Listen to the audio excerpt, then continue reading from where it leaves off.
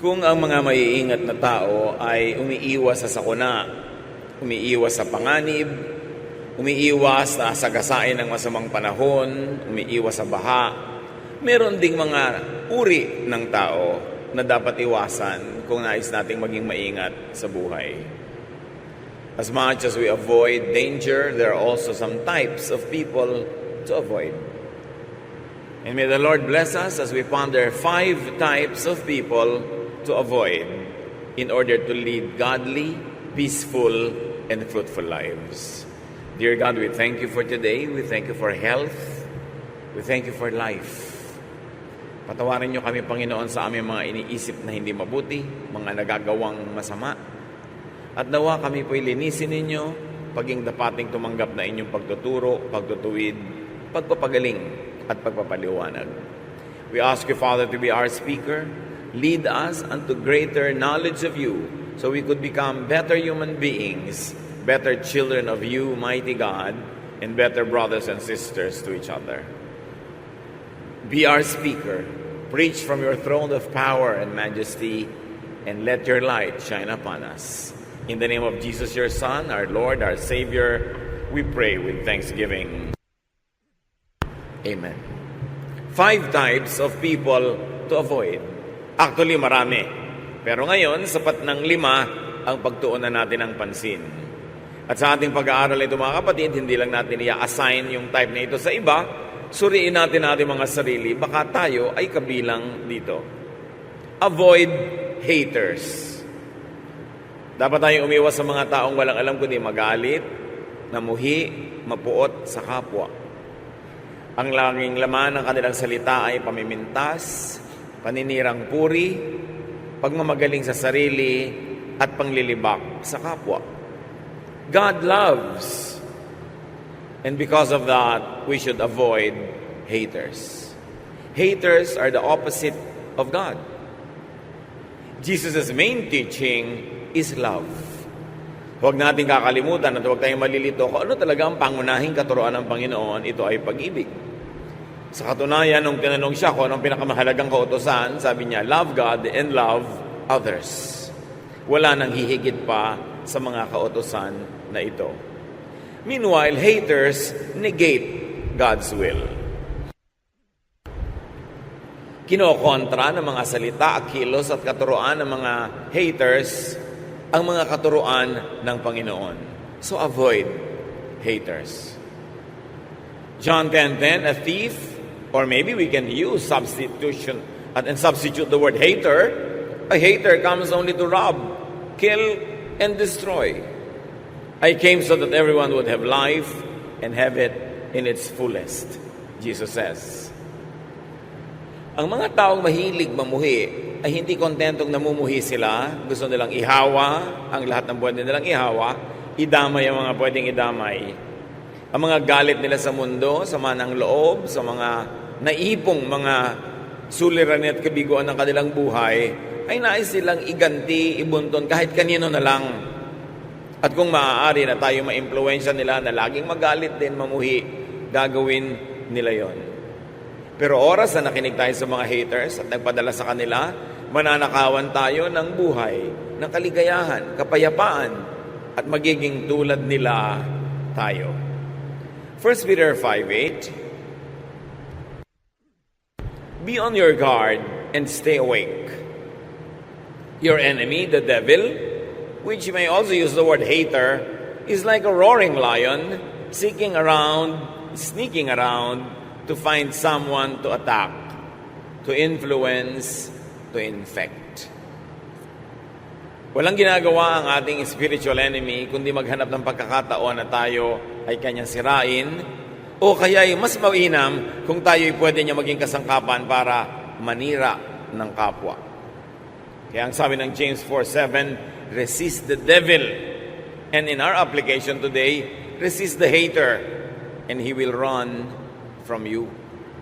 Napaka-importante na ating ingatan ang ating sarili na hindi ma-influensya ng ganitong uri ng pag-iisip. Saan natin nakikita, naririnig ang mga haters? Sa social media, maraming haters. Puro mga lason ang lumalabas sa kanilang isipan. At pagka ipinrint nila sa kanilang wall, sa kanilang site, at kinlik ang send o ang post, napakarami na agad na pwedeng malason kung palalason. Napakarami mga haters sa media, sa ating mga traditional media, radyo, telebisyon, maging sa mga dyaryo. Wala nang mabuting mapuri sa kapwa, puro kasiraan, puro paninira ang ginagawa. At katakataka, pati may mga pulpito na pulpits of hatred, na walang lumalabas sa mga katuruan, na kundi punong-puno ng mga galit sa kapwa, galit sa mga kapwa mananampalataya, na iba ang sekta o iba ang kongregasyon, galit sa mga ibang relihiyon, galit sa lahat na lang. Yung napakahalagang oras na dapat sana ay nagagamit para ang mga tao ay mapayaman ang isip, maiangat ang espiritualidad, mapalaya mula sa mga negative things, ay lalong nagagamit para ang mga tao ay maimpluwensyahan na maging magagalitin din, palamuhi, mapagmataas sa sarili, at mapanghamak sa kapwa. In the name of God, the ironies of ironies. Kailangan nakikilala po natin mga kapatid ang haters. Kung minsan tiya mo yon, minsan kaibigan, minsan nanay, kung minsan tayo.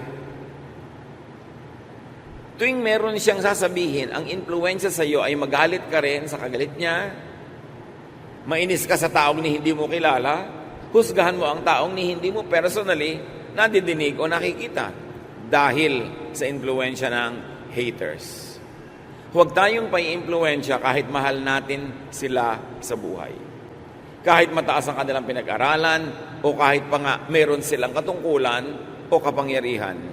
Ang bawat tao ay binigyan ng Diyos ng sariling isip, sariling bait para salain natin ang ating naririnig at maproseso natin sa ating isipan at mabigyan natin ng pinakamakadiyos, pinakamaayos, pinakamabuting response ang ganitong mga uri ng messages of hatred. Who else must we avoid? Avoid gossipers. Mga paladala ng chismis. Sari-sari mga alimuom na nakukuha sa lupa ang gusto nilang ilipat sa ating isipan. Proverbs 16:28, gossip is no good. It causes hard feelings and comes between friends. Ano nga ba namang buti ang idudulot ng chismis? Pinaghihiwalay ang magkakaibigan. Pag nalaman mo kung ano sinasabi ni ganitong tao laban sa'yo, lumalayo na yung loob mo, nagkakagalit na kayo. At kung ikaw man ay papatol at magsasabi ng masasama tungkol sa kanya, mga chismis tungkol sa kanya, magagalit din siya sa iyo, walang mabuting idudulot. Kung minsan napakatagal na investment ng pagkakaibigan, pagtutulungan, pagmamahalan, sinisira ng mga makakating dila, sinisira ng mga chismis. Proverbs 20:19, stay away from gossips. They tell everything. Lumayo daw sa mga taong hindi na namimili ng sinasabi, lahat na lang sinasabi.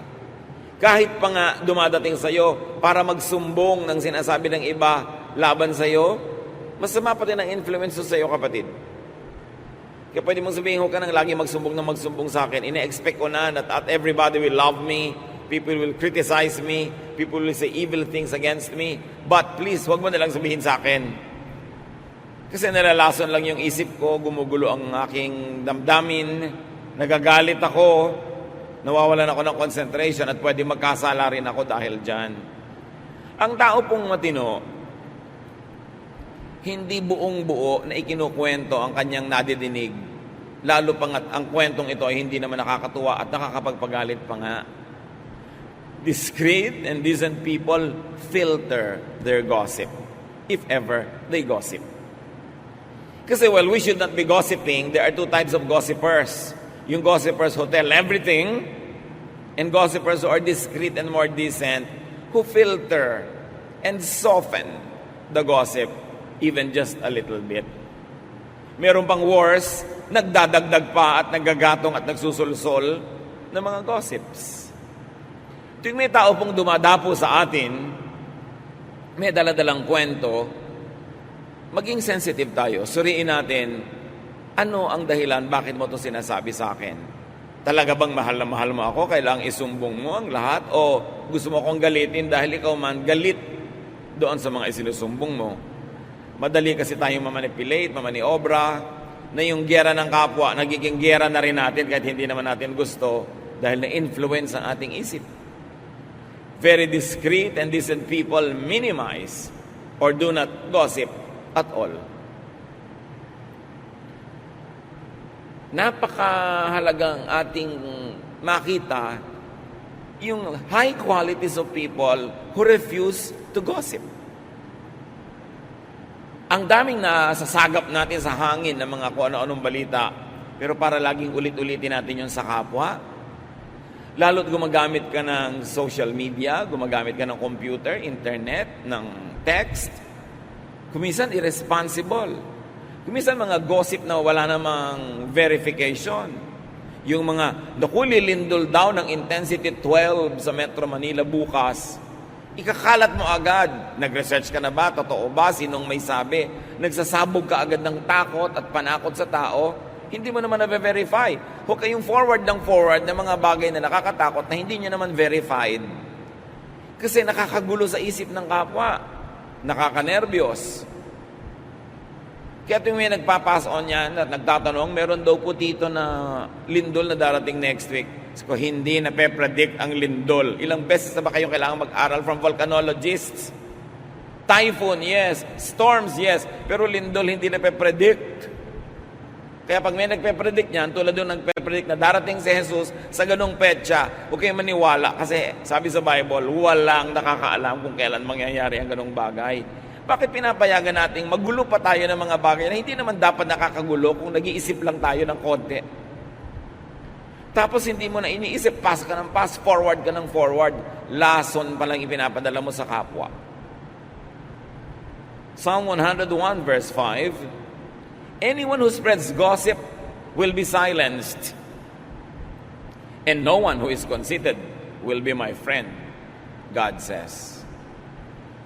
In His majestic ways, God will silence gossipers. Hindi natin laging alam kung paano patatahimikin ng Diyos at ititikom niya ang bibig ng mga mahilig magchismis.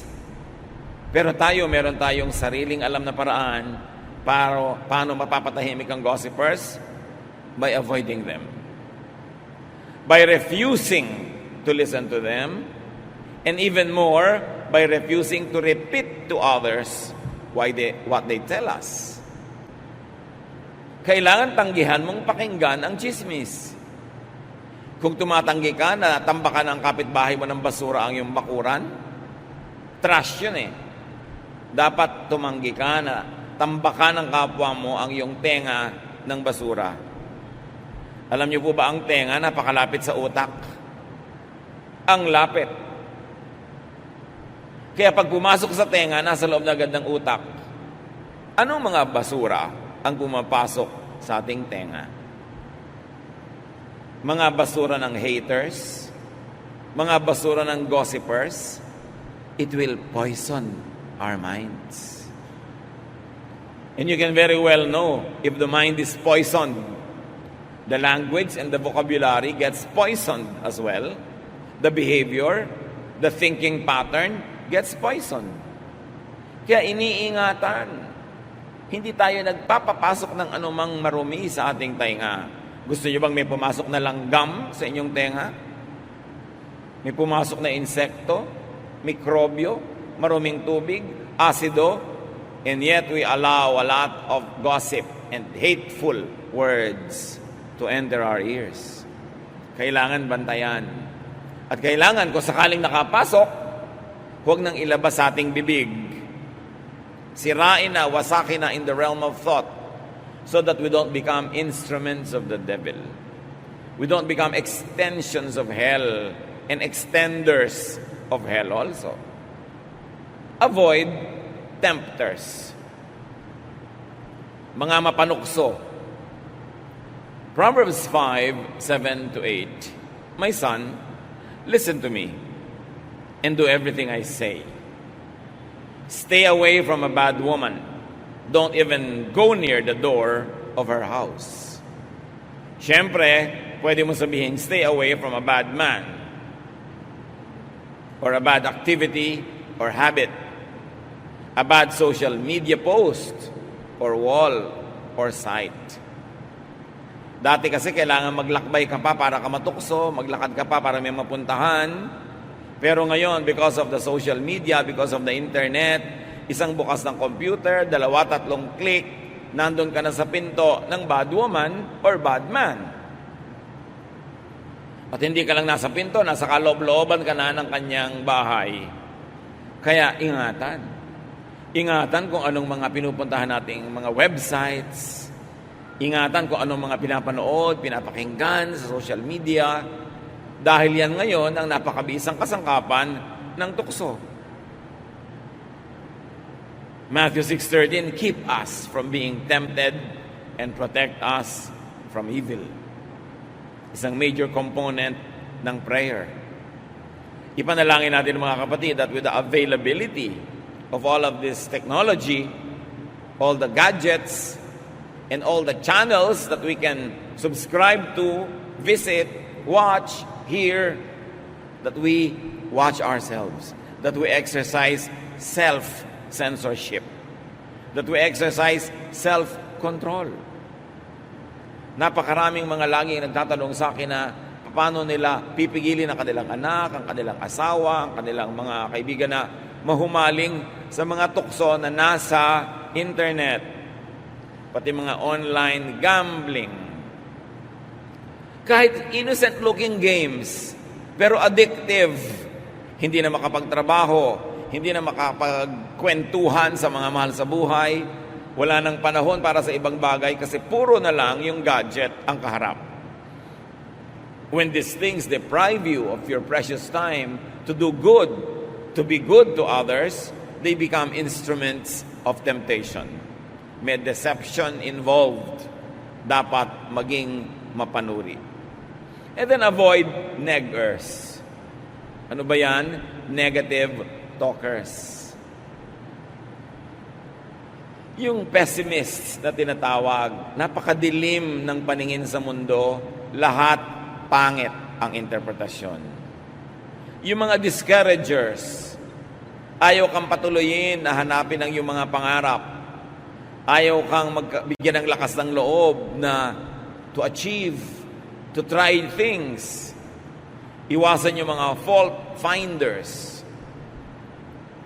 Sa ginagawa naman ng kapwa, laging may maganda at may mali. Pero pag lagi yung mali, pangit ang tiningnan mo, papangit ang pananaw mo sa sangkatauhan. Avoid complainers. Tuwing kaharap mo, reklamo. Lagi na lang may complaint. Lagi na lang may discontentment. And then avoid catalysts of discontentment. Yung masaya ka na, sisirain pa niya yung saya mo para ka maging unhappy. Sisirain niya yung moment mo. Nagkaroon ka bigla ng boyfriend, sisirain agad ang loob mo, naku, magkakahiwalay din kayo niyan. Yung mga lagi ng discontentment, bakit ganyan ang napili mong boyfriend? May ganito, may ganon, pintas agad. Mga discontented people who are never happy to see others become contented. Avoid agents of hopelessness and gloom because they darken your vision. They darken your outlook. They darken your life.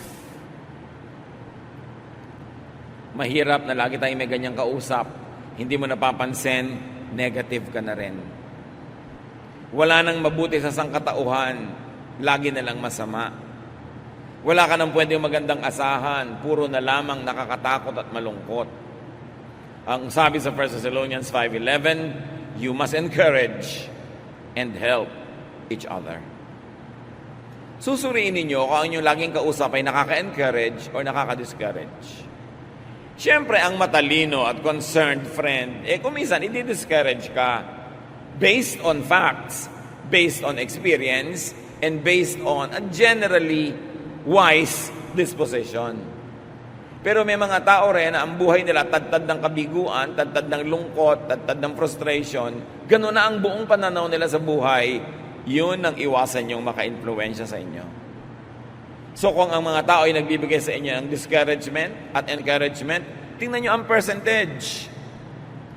If most of what you get from people is discouragement, these are the types of people you should avoid. Iwasan nyo rin naman yung 100% tulak ng tulak sa inyo at sulsol ng sulsol na encourage kayo gawin kahit anong gusto nyo. Kasi hindi rin nag-iisip yun.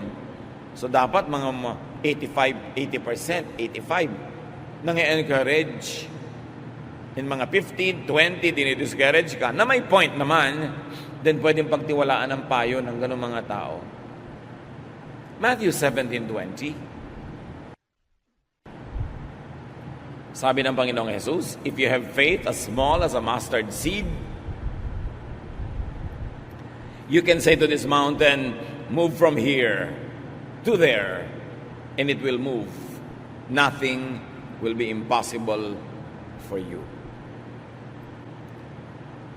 Kaprasong faith can achieve much. Huwag kayong papayag na inyong faith, inyong pag-asa, yung inyong energy, tanggalin ng mga negative thinkers. Huwag kayong pumayag na inyong pananalig, tanggalin ng mga walang pananalig. Na ang inyong pananampalataya ay pahinain ng mga ayaw manampalataya. Kasi ang pananampalataya, kayamanan. Yan ang pinakamahalaga nating kayamanan. Because only faith can move mountains. Not even all the money in the world can move mountains. Not even all armies in the world can move mountains. But faith, even just the size of a mustard seed, according to Jesus, can accomplish much. So seek people who encourage faith. Makibarkada kayo, makipag-usap, makigrupo sa mga taong nagpapalakas sa inyong pananampalataya, hindi doon sa nagpapahina. Makinig kayo doon sa nagpapainit ng inyong paglapit sa Diyos kaysa doon sa mga nagpapalamig.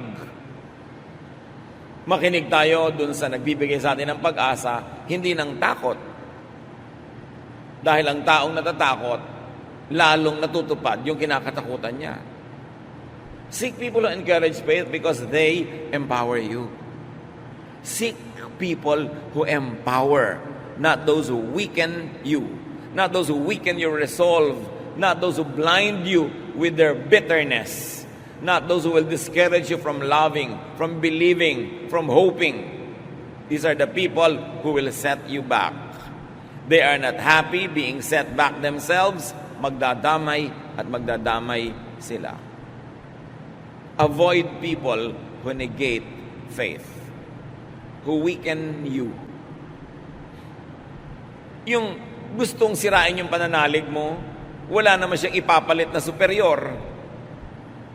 Gustong sirain ang pag-asa mo, wala naman siyang ibinibigay sa ibang pag-asa. Yung gustong pigilin ka sa ginagawa mo, wala naman silang ibinibigay na alternative na pwedeng gawin na mas mabuti.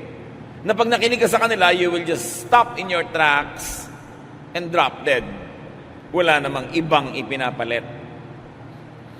Makinig sa mga taong may bagong ideya.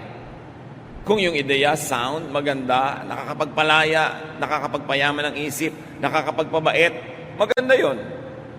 Pero yung pinipigil ka sa pananalig mo, pinipigil ka sa inaasahan mo, wala namang ipinapalit na maganda, anong ipapalit niya? Vacuum, emptiness, bitterness. Be careful. And avoid naggers. Yung mga yakiti-yakit na walang tigil ang bunganga, daldal ng daldal. Hindi naman lahat ng nagger ibig sabihin lang pinapagalitan ka o sinisita ka. May mga nagger na walang tigil lang kadadaldal. Parang makina mga bibig. Nakakapagod kasama. Meron ba kayong kilalang ganon? Nakakatakot makasabay mag-lunch dahil talagang pagod na pagod ka. Daig mo pa ang nagbuhat ng krus sa Kalbaryo dahil wala kang ginawa kundi makinig sa kanyang non-stop talking, walang comma, walang period, hindi ka makasingit. May kilala kayong ganon? Avoid. O baka kayo yun. Pag iniiwasan kayo ng mga tao, naglalakad kayo, papaliko sila kahit dediretso dapat nung makita kayo lumiko. Baka tayo yun, nakakapagod ka usap. Magkukwento ka lang ng isang bakasyon mo, 10 bakasyon niya ang katumbas na ikukwento niya.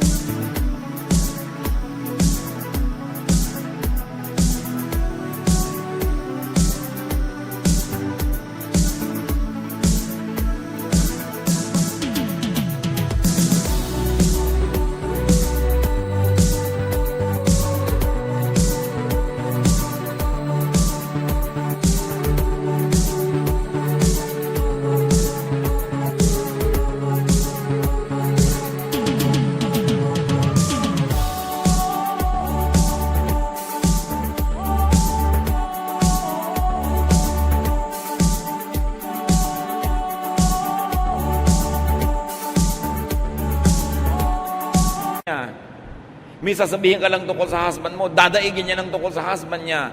Laging panalo siya, ang dami niyang sasabihin. May isa ka lang tanong, ang dami-daming sagot. Nakakapagod. Sabi ng desiderata, avoid loud and aggressive persons. They are vexations to the spirit.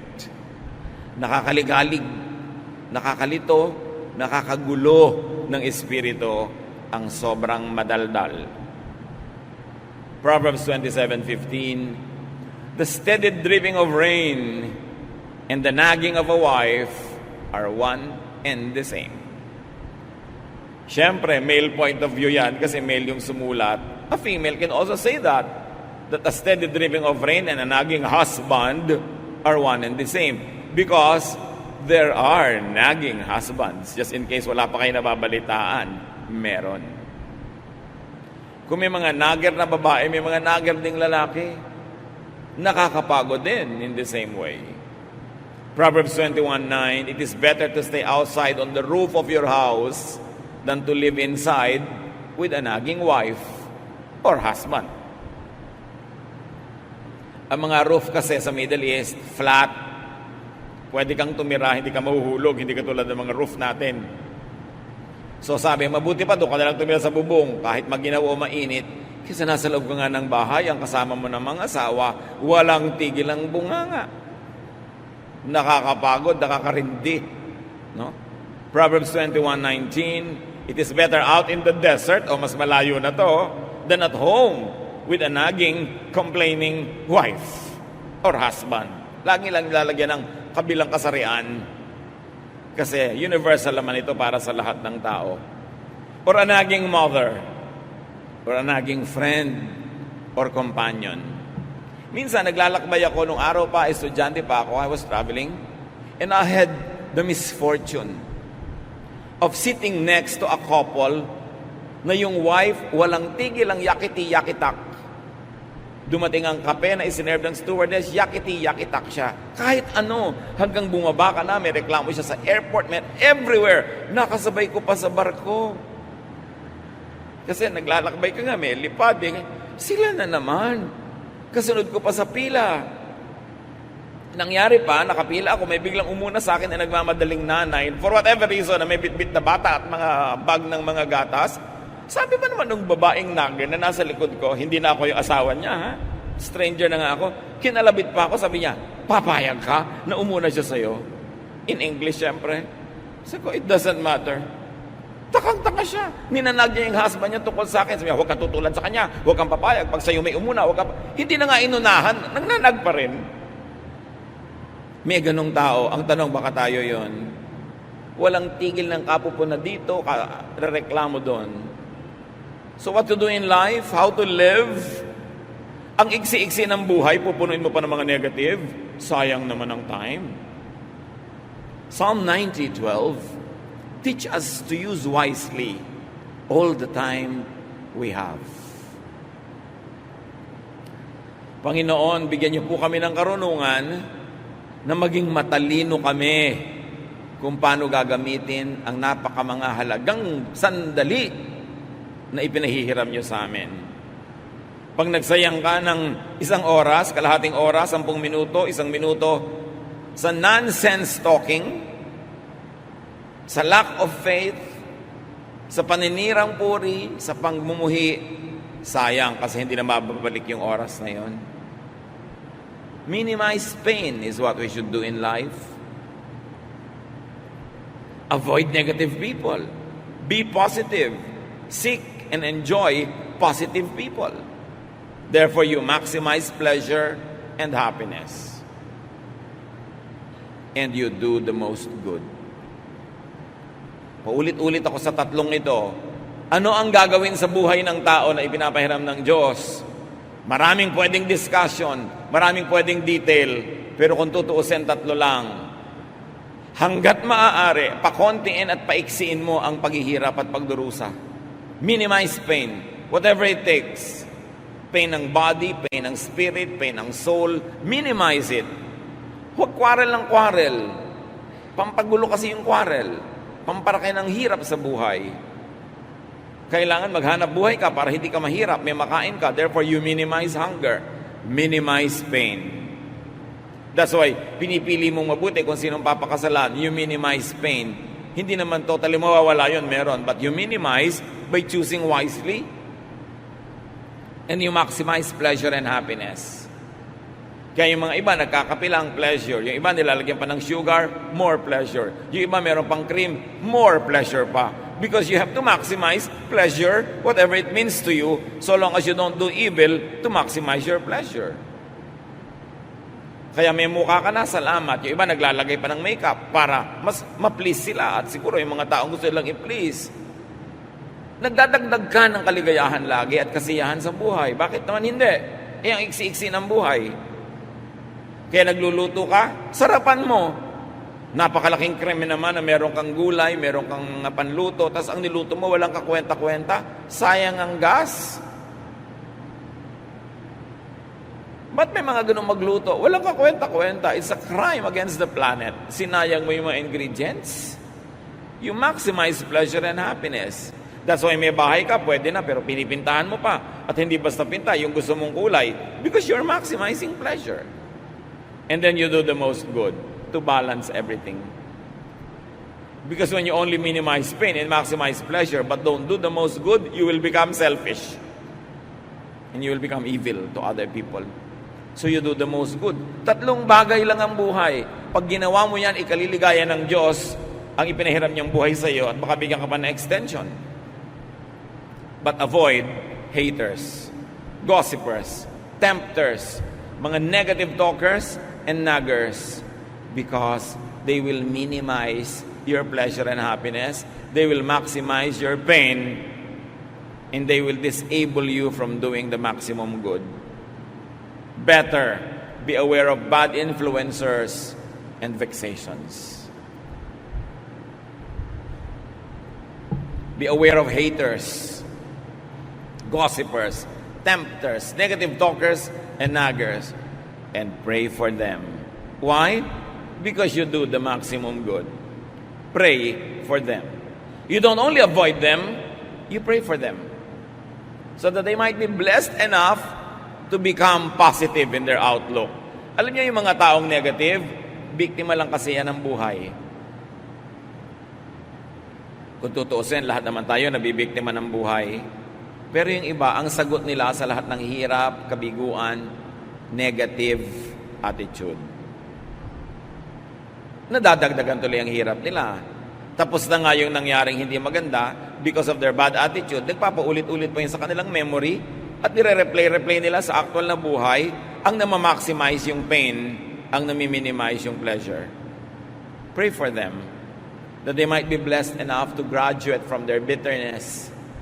Pray for them that they will have the wisdom to see that their bitterness and negative ways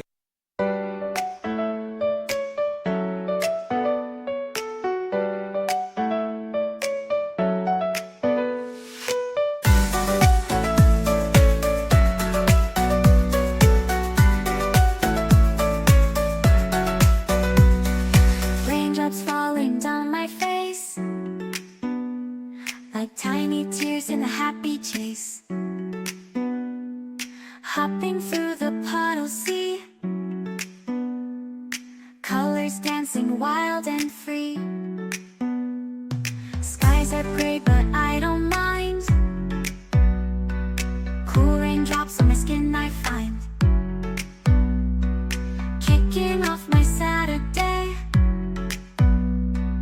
watch the clouds just drift away. Rainbow in the rain, what a sight. Colors shining oh so bright. Dancing in the streets, so bright. Everything will be alright.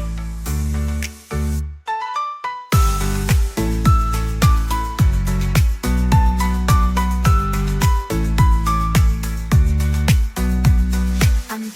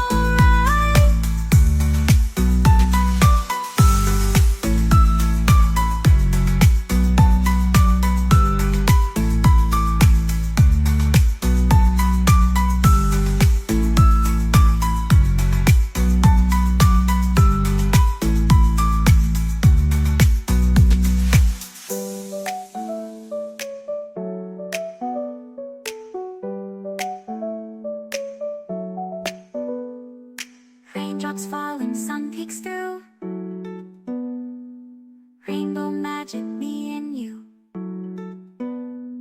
Smiling faces, hearts alight. Everything will be alright.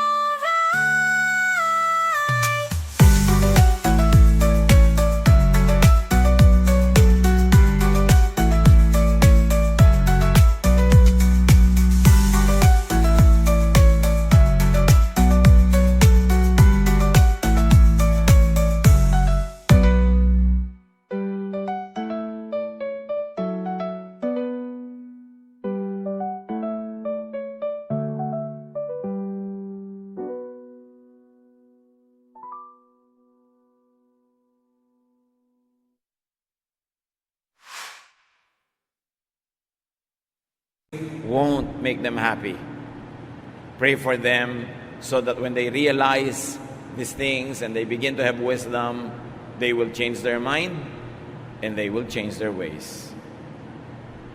And if you could, carefully and studiously try to be a positive influence on them.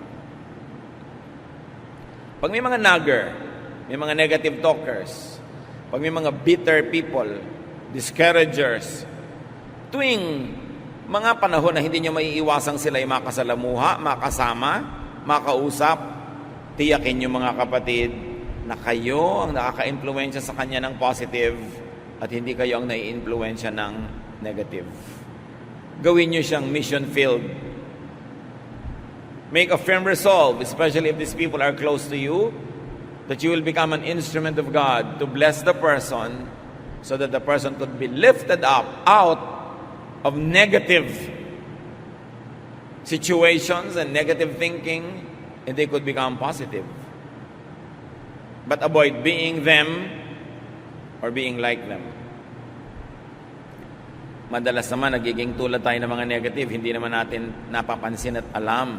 Wala tayong consent. Nadadala lang tayo sa dalas nating kausap. And because we don't put safeguards in our ears and in our eyes, we could get influenced by poisonous people. Avoid being a hater.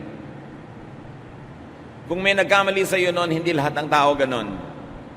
Kahit mas marami pang ang mali, meron pa ring tama. So huwag mong ihuhusga yung bagong kilala mo na mali agad. Hayaan mong magkaroon siya ng pagkakataong magpakilala ng maayos. Although, dahil nang ingat ka na, hindi ka naman masyadong vulnerable na sobra-sobra magtiwala. Pero huwag mo agad tatanggalan ng tao ng at least benefit of the doubt na siya ay may mabuting magagawa sa'yo. Avoid being a gossiper, a tempter especially, a negative talker, and a nagger. Romans 2, verse 1. Some of you accuse others of doing wrong, but there is no excuse for what you do. When you judge others, you condemn yourselves because you are guilty of doing the very same things. So pag meron tayong nilabel na ay negative thinker to, ay negative talker, ito discourager,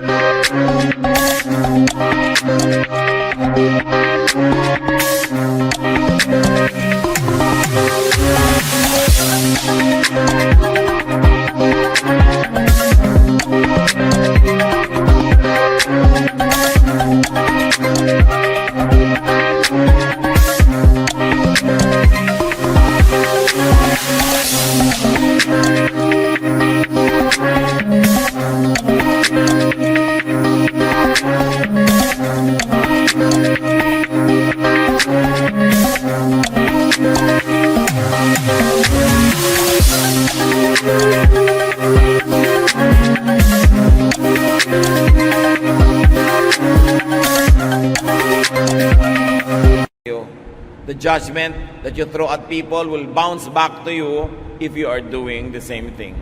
So let us always examine ourselves first. Unahin natin suriin ang ating mga sarili. At kung sakaling guilty tayo mga kapatid, tigilan natin to dahil napakalaking parusa sa ating kapwa, lalo sa mga malalapit sa atin kung tayo negative. Kung tayo mahirap kasundo, kung tayo mahirap kasama, para nating pinarurusahan ang mga kasama natin. Hindi kasiyahan na tayo makasama, parang isang sumpa. If guilty, let us avoid inflicting others with our disease. Let us get treatment from the Lord. Meanwhile, remain in isolation while we are contagious. Pag nagpupumiglas, nagwawala ang isang salita na makalabas sa ating bibig, suriin muna natin, will it edify people? Makakabuti ba sa makakarinig? Makakabuti ba doon sa pinag-uusapan? Makakabuti ba sa inyong sariling puso at relasyon sa Diyos? At pag hindi, wasakin ang salitang ito at huwag itong payagang mabuo at lumabas pa sa ating bibig. And very, very importantly, choose your company ever very carefully. Because bad company ruins our morals. Kung minsan nagkakaroon tayo ng mga masasamang ugali, influence lang ng iba. Suriin natin mga kapatid. Umiwas sa hindi mabuti. Sayang ang panahon, sayang ang buhay, kung magugugol pa sa mali. Panginoon, ituro niyo sa amin ang tamang daan, maging sa maliliit na mga detalye ng buhay na pang-araw-araw, maging sa mga bagay na hindi naman theologically big, pero may kinalaman sa aming kasiyahan, kaligayahan, kapayapaan, at maging sa kasiyahan, kaligayahan at kapayapaan ng aming kapwa. Turuan mo kami, Panginoon, na maging tama, maging makadiyos, para ang aming mga bawat malapitan ay mapagpala at hindi makatanggap ng sumpa. Meanwhile, turuan mo kami maging maingat, suriin ang impluensya sa amin na aming kapwa. Pagbulay-bulayan natin ang mga simpleng pang-araw-araw na bagay na ito, na madalas humahad lang sa ating spiritual growth, humahad lang sa ating kaligayahan at kapayapaan. Ama, papaglinawin niyo po ang aming isip at bigyan kami ng mga practical applications sa napakakaraniwang topic na ito, pero mahalaga sa aming espiritualidad. Magbulay-bulay tayo sumandali, mga kapatid.